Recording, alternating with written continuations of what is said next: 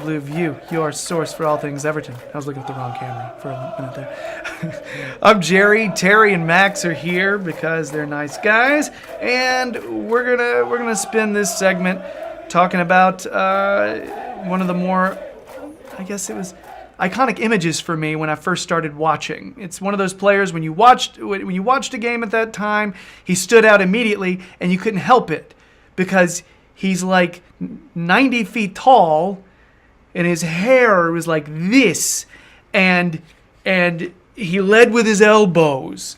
You know, he looked like he had the sharpest elbows that I've ever seen in my life, and they were like 4 feet from his body because his wingspan was enormous. It's just, and when we sold him, I was kind of like, again, it was right after I had started being an Everton supporter. I was kind of like, oh hell, no, this is one player I specifically watch. You can't do this. Marouane Fellaini. All right, Marouane Fellaini.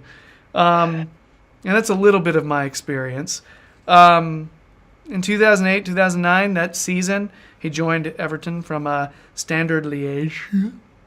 My Belgian club pronunciation. I worked for hours. The move, online they said the move was worth $24.8 million. I guess that goes to closer to like 17 million pounds or so. Is that about right? Yeah, I did a calculation thing. So it was our club record fee at the time, and at that time it was the record for a Belgian player too. Yeah, it was about 14 roughly at the time, I think.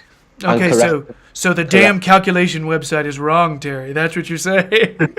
Correct. Correct me if I'm wrong. The pound was worth more back then, you see. So we signed him off the back of some terrific performances against Liverpool in Europe.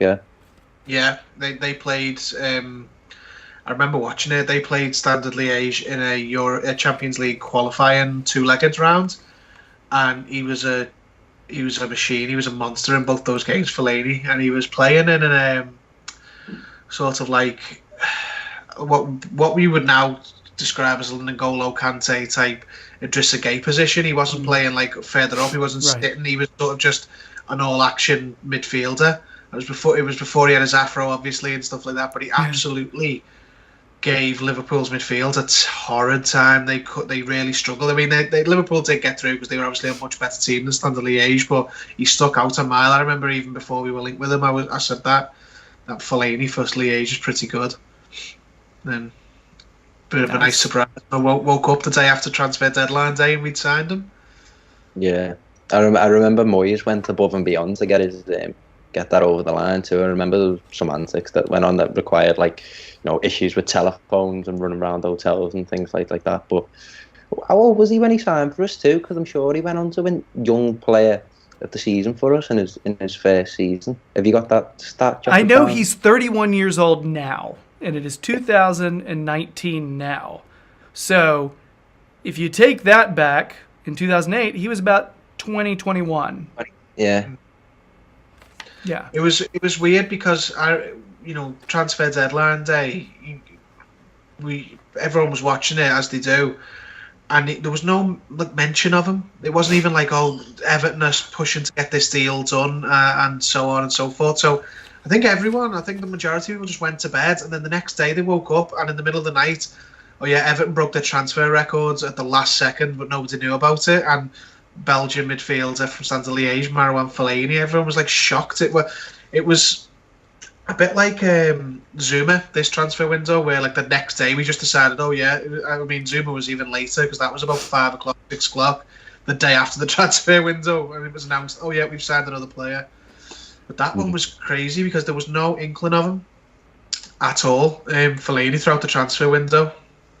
It may have been that they, the price might have changed, or they wouldn't sell him if they got the Champions League or something. But maybe it was something like that, because it wasn't long after the Champions League qualifier that they'd had against Liverpool that the move came about. But yeah, going off that game, he didn't play eventually in the position that I think we thought we were buying him for.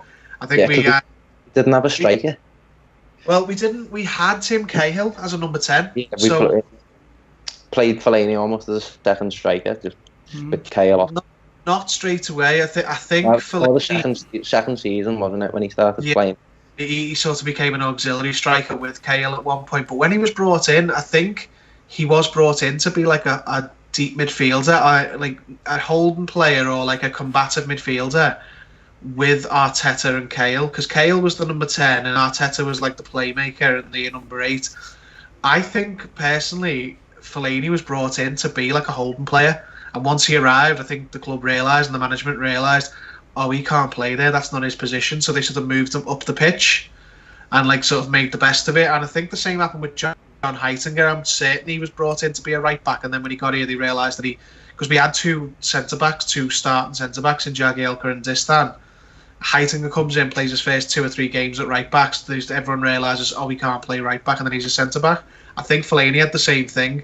A couple of games in the position he was bought for, and then he sort of like realised that, oh, he may have only had 1 or 2 games where he looked okay there, and he's not actually that type of player. Yeah. And for the rest of his career, Fellaini's been that number 10. That sort of, he's the only target man number 10 in the world, where you hit the ball up to the player who's not the furthest player forward. Yeah, he's the definition of giving you something completely different, isn't he? Like just going off that first season when he was playing FIFA, I read a stat saying he was booked 10 times in his first 17 games. So that's his bloody sharpened elbows for you, isn't it? But his standout season was Moyes' last season, wasn't it? I remember, first game of that season. I forget. I remember it like it was yesterday. Man United first game, 8 o'clock kickoff on Sky. We get a corner at the Gladys Street. I was one of the few games I went to at home with my dad. My dad says to me, "This is going in off Fellaini's head." This Darren Gibson, funnily enough, whips it in. Fellaini got man the match. Completely overshadowed Robin van Persie's debut at Manchester United. And that's just like was that. The Sky had already wrote the script that Van Persie's moved to Man United, so this is going to be the beginning of something beautiful between them, and they're just going to blow Everton away. We used to do that a lot back then, spoil the party, and I'd love to get back to that. But I think he was here 5 years, and I think you touched on it then, Max. His last season was definitely his best, but I think that's because every single season he improved. He didn't improve like massively, and he went from like a kid to a megastar, but every season he was more and more important than the previous one.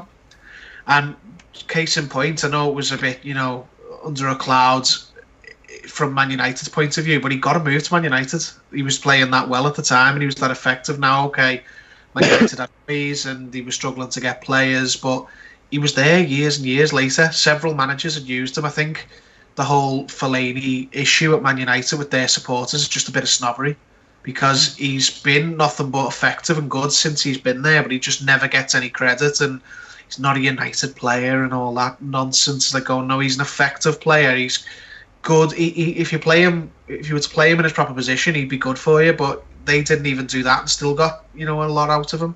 They played him here, there, and everywhere. We were the only ones who really played him where he was meant to be played, and that was as number 10. But because, to be honest, he was a sort of unorthodox number 10. He wasn't a creative number 10. And as I said before, the only ever I've seen in world football ever a target man number 10. Not a target man striker or a wide target man like when we used to have Calvert-Lewin on the right and whatnot. No, and target man in midfield who just don't hit it at his head, hit it at his chest, because it'll stick there, and then he'll just bring everyone else into the game. Yeah, his chest control, particularly in Moyes' last season, was absolutely fantastic. And I think technically, as you alluded to there, technically he developed season after season after season. I remember the season after we made Wembley at the FA Cup run when we got beat by Chelsea in the final, and we had the Lecoq Sporty kit that was like the 84-85 replica. When he's doing what did he when he Cruyff fans and 360 around Craig Bellamy, like little things like that, just showing how he's like picking up and developing. He really was, when he was on form, he was a great player to watch. Yeah, I remember when we sold him. I'm trying to remember who the interview was with, but they were talking about what you alluded to first, Terry, when you were talking about his original position and the position that he was supposedly most comfortable playing, and that was that position was why Moyes brought him in, was to play more in that position, the one that he supposedly, I think he said he actually would prefer playing in that position, right?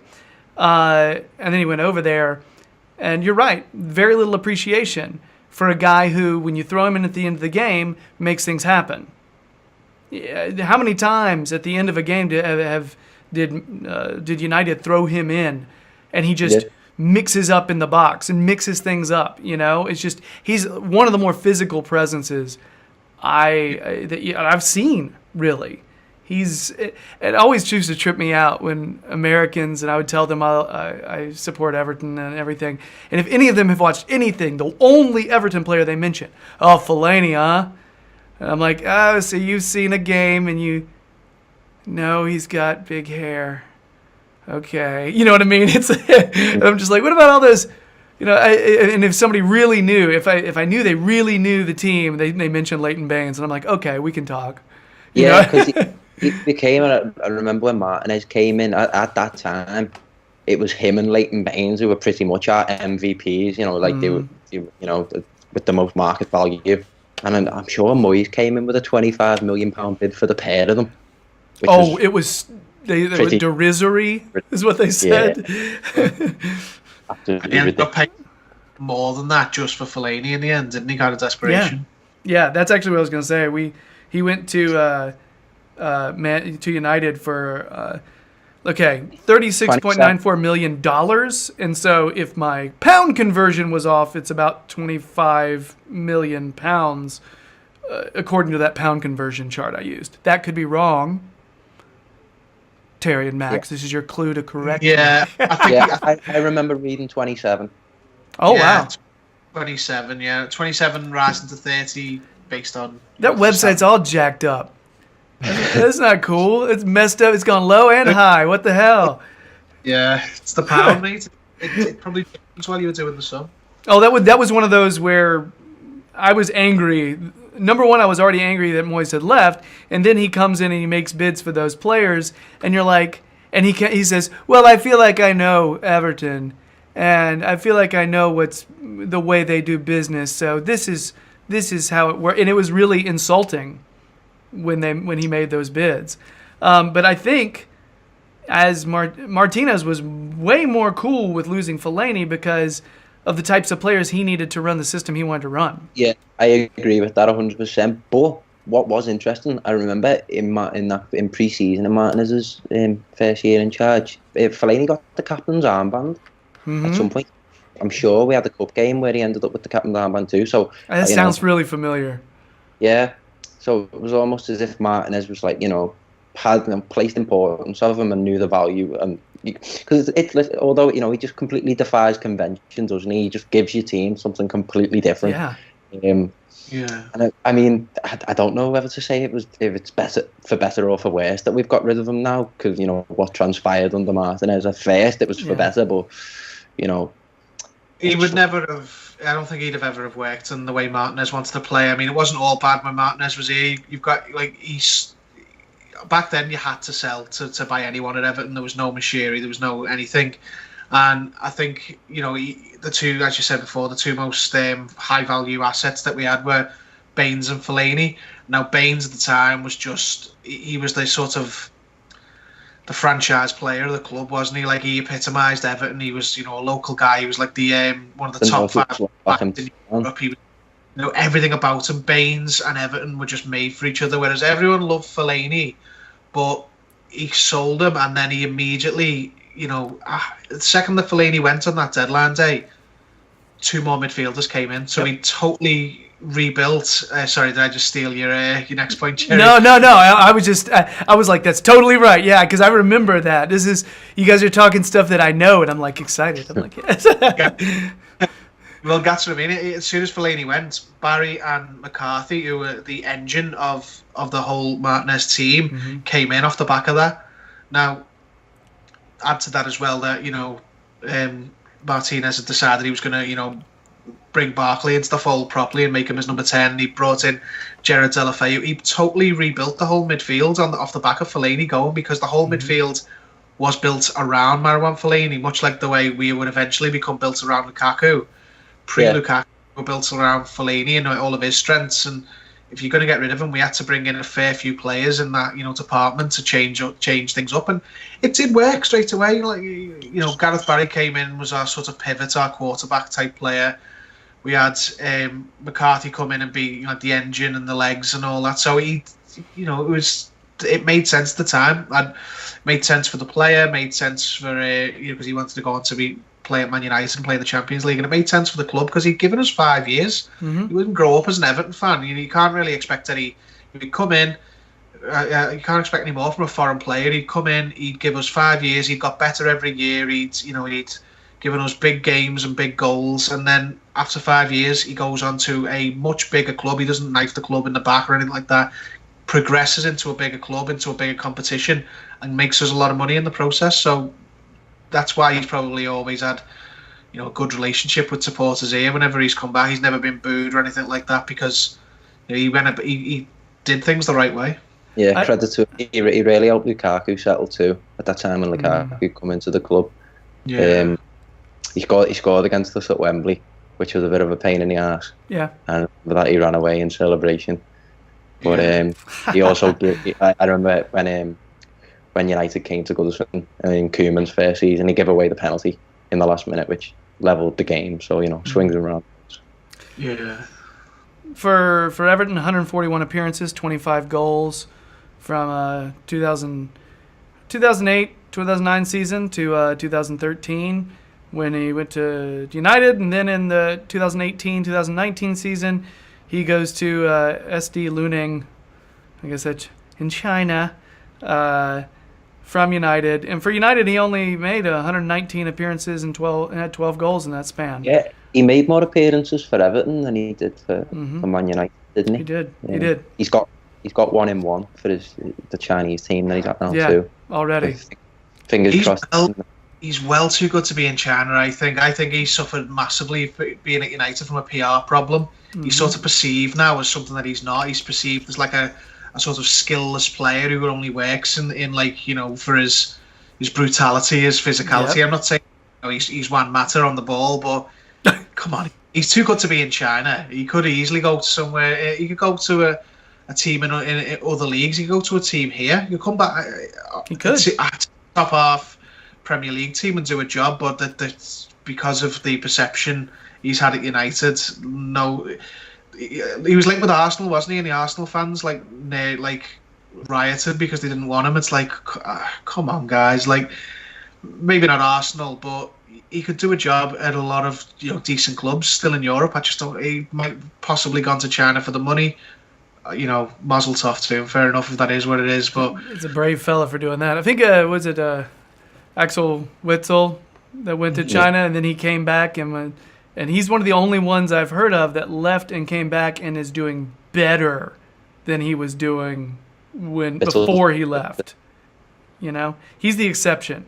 I haven't heard a lot of players go to China and they come back and they're like, awesome experience. Just quickly on Witzel, was he at the Chinese club when he was talking to us? No. You reneged on the deal? He was in Russia? Oh, yeah. Yeah, that's when, Witzel and Mata. Yeah, I know. Koulibaly in that summer as well. If we could have had the spin of Koulibaly and Witzel, it would have been, things may have been a little bit different. I don't know. No. Let's not think about that anymore. We fell back on Ashley Williams, so whatever. Hey. So yeah, I guess that's. I mean, I think a big part of what we're talking about though is he is 31 years old. That is a thing. He's got size. But he didn't leave for much money either. The fee for him going to China was not much. A lot of people say people go to China because their clubs are making too much money not to send them. Dude, it was not a big fee. It was not United big. That money though. Don't they? They're doing all right. I think they just wanted his contract off the books, really. So, anyway, we'll see. Come to America, Marouane. I'll watch you play. I'll watch you put your elbow through a few dudes' jaws, because it'll happen. All right. Well, I guess anything else on Fellaini, guys? Honorary mention. So when he headbutted Ryan Shawcross too, it's not often someone fights fire with fire when they go away to Stoke. So well done, everyone. Okay, I think I'm gonna need to see some video on that. Have you not seen it? No, I'm Really? so excited about the prospect of it, though. that made back page in national newspapers. That was hell. on, a few occasions over the last couple of years. He goes getting like basically all kinds of Shawcross when he lost his temper. Did he throw his head back at him? He did that, didn't he? Something like that.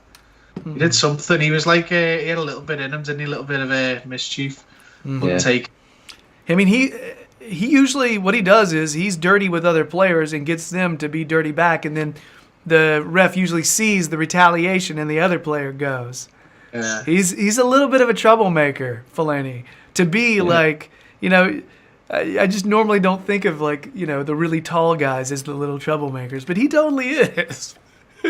I just hate playing against him. He's the guy you want on your team. Being snidey. You don't want that snide coming on you. So. All right, well, that's it for Fellaini segment.